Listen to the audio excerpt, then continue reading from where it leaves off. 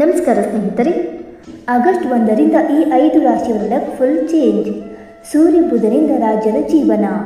ಹೌದು, ಜ್ಯೋತಿಷ್ಯ ಶಾಸ್ತ್ರದ ಪ್ರಕಾರ ಈ ವರ್ಷದ ಆಗಸ್ಟ್ 1ರಂದು ಸೂರ್ಯ ಮತ್ತು ಬುಧ ಗ್ರಹಗಳ ಸಂಯೋಗವು ರೂಪುಗೊಳ್ಳಲಿದ್ದು, ಇದರಿಂದಾಗಿ ದೃಷ್ಟಿಯೋಗದ ನಿರ್ಮಾಣವಾಗಲಿದೆ.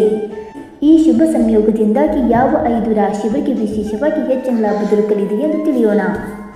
ಜ್ಯೋತಿಷ್ಯದ ಪ್ರಕಾರ ಸೂರ್ಯನನ್ನು ಗ್ರಹಗಳ ರಾಜ ಎಂದು ಕರೆದರೆ ಬುಧ ಗ್ರಹವನ್ನು ಗ್ರಹಗಳ ರಾಜಕುಮಾರ ಎಂದು ಕರೆಯಲಾಗುತ್ತದೆ. ಜ್ಯೋತಿಷ್ಯದ ಪ್ರಕಾರ ಈ ವರ್ಷದ ಆಗಸ್ಟ್ 1ರಂದು ಸೂರ್ಯ ಮತ್ತು ಬುಧ ಗ್ರಹಗಳು ಒಂದೇ ರಾಶಿಯಲ್ಲಿ ಚಲಿಸಲಿದೆ.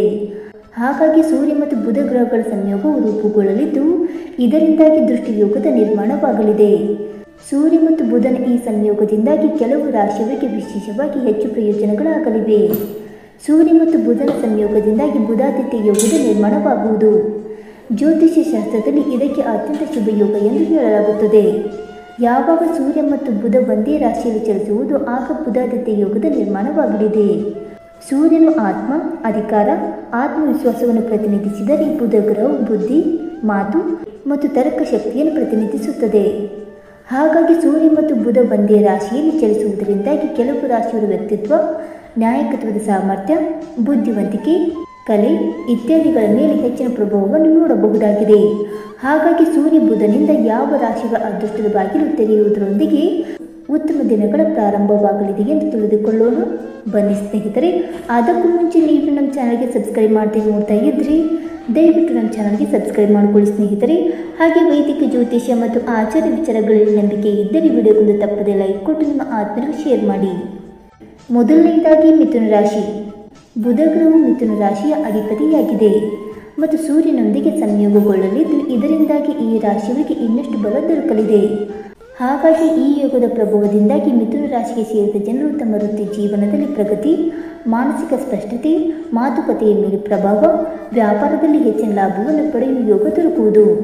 ಹಾಗಾಗಿ ಈ ಸಮಯದಲ್ಲಿ ಬುಧ ಮತ್ತು ಸೂರ್ಯನ ಸಂಯೋಗದ ಶುಭ ಪ್ರಭಾವವನ್ನು ಹೆಚ್ಚಿಸಲು ಮಿಥುನ ರಾಶಿಗೆ ಸೇರಿದ ಜನರು ತಾಮ್ರದ ಪಾತ್ರೆಯಲ್ಲಿ ನೀರನ್ನು ತುಂಬಿಸಿ ಸೂರ್ಯನಿಗೆ ಅರ್ಘ್ಯವನ್ನು ಅರ್ಪಿಸುವುದರಿಂದ ವಿಶೇಷವಾಗಿ ಸಾಕಷ್ಟು ಲಾಭ ದೊರಕಲಿದೆ. ಎರಡನೆಯದಾಗಿ ಕನ್ಯಾ ರಾಶಿ. ಕನ್ಯಾ ರಾಶಿಯಲ್ಲಿ ಬುಧ ಗ್ರಹವು ಉನ್ನತ ಸ್ಥಾನದಲ್ಲಿರುವುದು ಮತ್ತು ಸೂರ್ಯನೊಂದಿಗೆ ಸಂಯೋಗಗೊಳ್ಳುವುದರೊಂದಿಗೆ ಬುಧಾದಿತ್ಯ ಯೋಗದ ನಿರ್ಮಾಣವಾಗಲಿದ್ದು, ಇದರಿಂದಾಗಿ ನೀವು ಬಲವಾದ ಸ್ಥಾನವನ್ನು ಹೊಂದುವಿರಿ. ಜೊತೆಗೆ ಈ ಯೋಗದ ಪ್ರಭಾವದಿಂದಾಗಿ ಕನ್ಯಾ ರಾಶಿಗೆ ಸೇರಿದ ಜನರು ಕೆಲಸದಲ್ಲಿ ಬಡ್ತಿ, ಪರೀಕ್ಷೆಯಲ್ಲಿ ಯಶಸ್ಸು, ಮಾತಿನಲ್ಲಿ ಆಕರ್ಷಣೆ, ಹೂಡಿಕೆಗಳಿಂದ ಸಾಕಷ್ಟು ಲಾಭವನ್ನು ಪಡೆಯುವ ಸಂಭವವಿದೆ.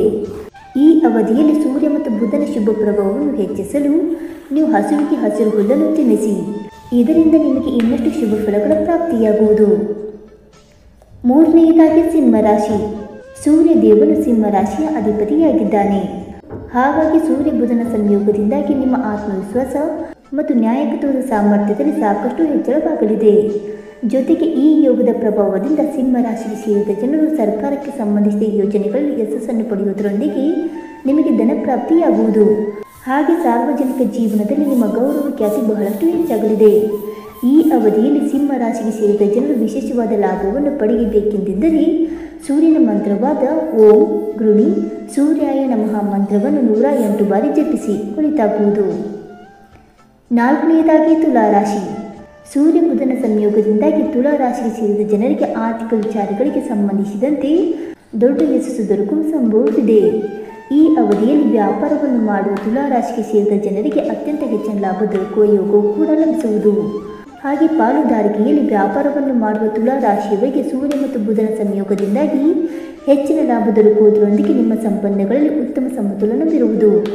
ಹಾಗೆ ನಿಮ್ಮ ಆದಾಯದಲ್ಲಿ ಬಹಳಷ್ಟು ವೃದ್ಧಿಯಾಗಲಿದೆ. ಈ ಅವಧಿಯಲ್ಲಿ ಸೂರ್ಯ ಬುಧನ ಶುಭ ಪ್ರಭಾವವನ್ನು ಹೆಚ್ಚಿಸಲು ನೀವು ಬಿಳಿ ವಸ್ತ್ರವನ್ನು ಧರಿಸಿ ಮತ್ತು ದೀಪವನ್ನು ಬೆಳಗಿಸಿ. ಹೀಗೆ ಮಾಡುವುದರಿಂದ ತುಲಾ ರಾಶಿಯವರಿಗೆ ವಿಶೇಷವಾಗಿ ಸಾಕಷ್ಟು ಲಾಭ ದೊರಕಲಿದೆ. ಇನ್ನು ಐದನೆಯದಾಗಿ ಮಕರ ರಾಶಿ. ಸೂರ್ಯ ಬುಧನ ಸಂಯೋಗದಿಂದಾಗಿ ಮಕರ ರಾಶಿಗೆ ಸೇರಿದ ಜನರು ತಮ್ಮ ವೃತ್ತಿ ಜೀವನ ಮತ್ತು ಸಾಮಾಜಿಕ ಜೀವನದಲ್ಲಿ ಸಾಕಷ್ಟು ಗೌರವ ಖ್ಯಾತಿಗೆ ಪಾತ್ರರಾಗುವುದರೊಂದಿಗೆ ನಿಮ್ಮ ಪ್ರತಿಷ್ಠೆಯಲ್ಲಿ ಬಹಳಷ್ಟು ವೃದ್ಧಿಯಾಗಲಿದೆ. ಈ ಅವಧಿಯಲ್ಲಿ ಕೆಲಸದ ಸ್ಥಳದಲ್ಲಿ ನೀವು ಗೌರವಕ್ಕೆ ಪಾತ್ರರಾಗುವಿರಿ. ಜೊತೆಗೆ ಯೋಜನೆಗಳಲ್ಲಿ ಯಶಸ್ಸು ದೊರಕುವುದರೊಂದಿಗೆ ಉನ್ನತ ಅಧಿಕಾರಿಗಳ ಸಂಪೂರ್ಣ ಬೆಂಬಲವನ್ನು ಸಹ ಪಡೆಯುತ್ತೀರಿ. ವ್ಯಾಪಾರವನ್ನು ಮಾಡುವ ಮಕರ ರಾಶಿಗೆ ಸೇರಿದ ಜನರಿಗೆ ಈ ಅವಧಿಯಲ್ಲಿ ಹೆಚ್ಚಿನ ಆರ್ಥಿಕ ಲಾಭ ದೊರಕುವ ಸಂಭವವಿದೆ. ಈ ಸಮಯದಲ್ಲಿ ಸೂರ್ಯ ಮತ್ತು ಬುಧನ ಶುಭ ಪ್ರಭಾವವನ್ನು ಹೆಚ್ಚಿಸಲು ಮಕರ ರಾಶಿಗೆ ಸೇರಿದ ಜನರು ಎಳ್ಳು ಮತ್ತು ಬೆಲ್ಲವನ್ನು ದಾನ ಮಾಡುವುದು ಉತ್ತಮ. ಜೊತೆಗೆ ಹಿರಿಯರ ಆಶೀರ್ವಾದವನ್ನು ಪಡೆಯುವುದರಿಂದ ಹೆಚ್ಚಿನ ಶುಭ ಫಲಗಳ ಪ್ರಾಪ್ತಿಯಾಗುವುದು. ಸ್ನೇಹಿತರೆ, ಈ ಮಾಹಿತಿ ನಿಮಗೆ ಇಷ್ಟವಾಯಿತಾ?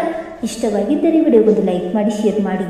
ಹಾಗೆ ನಿಮ್ಮ ಅನಿಸಿಕೆ ಮತ್ತು ಅಭಿಪ್ರಾಯವನ್ನು ತಪ್ಪದೆ ಕಮೆಂಟ್ ಮೂಲಕ ತಿಳಿಸಿ ಸ್ನೇಹಿತರೆ. ವಿಡಿಯೋ ನೋಡಿದ್ದಕ್ಕಾಗಿ ಧನ್ಯವಾದಗಳು. Thank you so much.